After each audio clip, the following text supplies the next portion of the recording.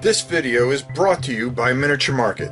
Thousands of board games, miniatures, and paints, discount prices at miniaturemarket.com.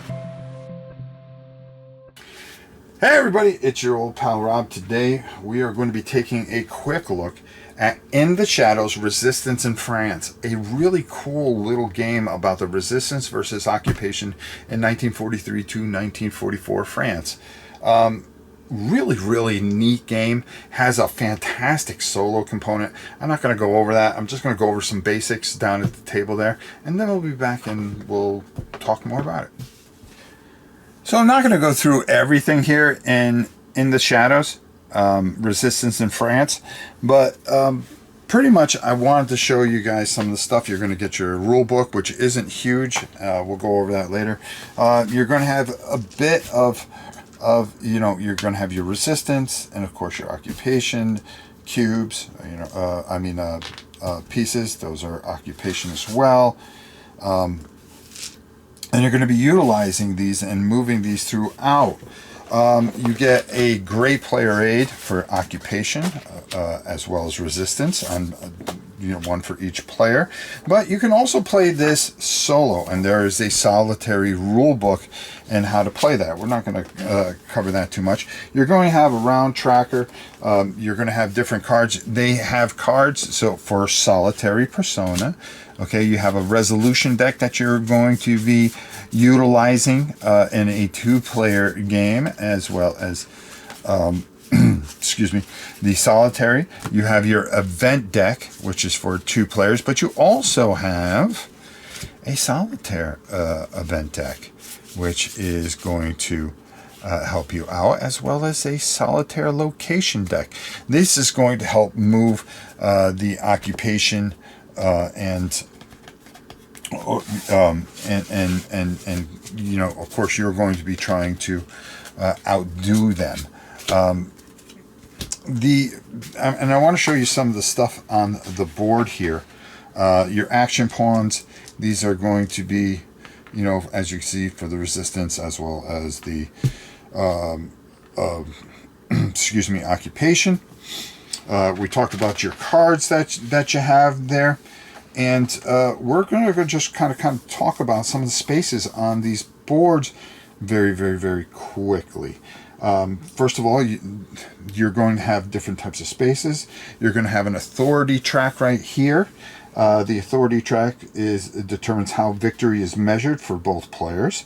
Each space below the start space outlines what happens in each one of those particular areas.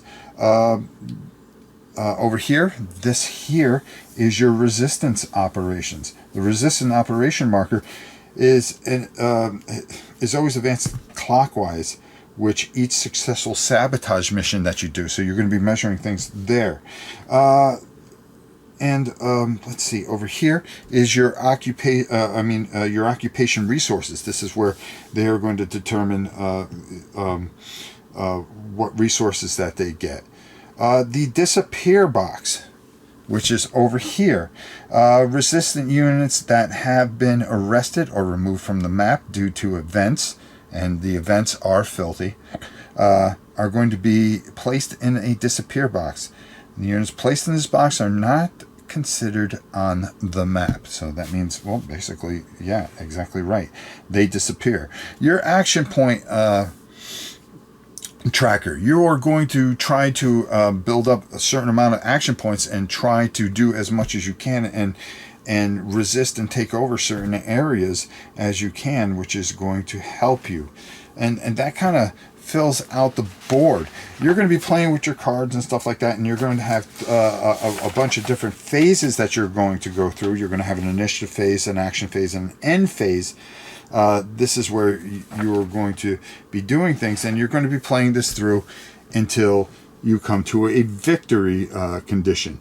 Okay, and for the occupation player to win, he wins immediately if there is no resistant units on the board. So if you are able to get rid of all the resistance units, guess what? You are going to win, and you have met the minimum occupation resources for the current authority level.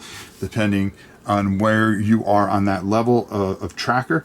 If you are able to make that, you are going to win. Excuse me. The resistance player, during the end phase of round 9, if the minimum occupation resource has been met and the resistance has less than the required number of units on the map, the occupation wins. Otherwise, the resistance player will win. Okay? So you are trying to do as much as you possibly can to disrupt the occupation. And this kind of plays in that 43 and 44 era when when the resistance was trying to disrupt the German occupation as much as humanly possible to help free their beloved country. Really, really interesting game. The rule book is not overly complicated.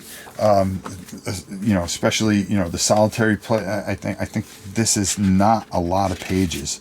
It's going to break everything down: what the cards, the historical, the event name, the historical text, the event text, how it does. Suits are a big thing. As you turn them over, and your action points is going to tell you how many action points that you have by drawing a card and the suit. It's going to tell you how to set it up. Okay, and then it's going to tell you what the resistant actions are. Move, uncover, move, covert, hide, resistance, ambush, recruit, and sabotage. Sabotage is a big thing for the resistance, and of course, on the other side, what the occupation actions are is to move, round up, arrest, and reprisal. A couple examples here. This is all of, and then some historical notes, especially with the cards. So all in all, I think the rules go about 11 pages, and as you can see, there's not a lot, but and then a nice resolution card icons. So it tells you some of the icons. You may want to make a copy of this. Nice little game that does a lot of things. Very, very, very smart game. Done by Dan Bullock and Joe Schmidt. I mean, absolutely fantastic. And you got to hand it to Terry Leeds with the graphics here. This is really a neat little game. So let's go up top and get more thoughts on In the Shadows, Resistance in France. I didn't talk too much about the solo game, but that's what I've been playing. And I've really enjoyed this. This is really different. This is smart. Hats off to Dan Bullock, making a fantastic game along with Joe Schmidt. The art is beautiful. It has that feel. It sucks you in. And the cards, smart. The AI is brutal. Okay. And I've been struggling. The rules aren't that there's not a lot of rules. I think I showed you the rule book, 11 pages. I mean, that's it. And it just does a fantastic job. And it is such a nice little twist instead of your your basic, well, we're going to go do this, we're going to go do that. No, you are trying to sabotage things. You are trying to mess things up. And it really does have a really great and deep feel. And I really suggest it. It's a smaller game. It's not overly complicated, but it's something that you can do in, what do they got time for? 30 to 45 minutes. Okay, usually I'm running about an hour because I'm slow and not that smart, and I have to keep going to the rule book. But once you get this down, you can play a game in 30 minutes, and it's a nice little game if you just want to get away from the world a little bit and just play something on your own. I think you will find this very enjoyable. Another great offering from one of the greatest companies in the world, GMT. Until next time, it's your old pal Rob. We'll see you soon, everybody.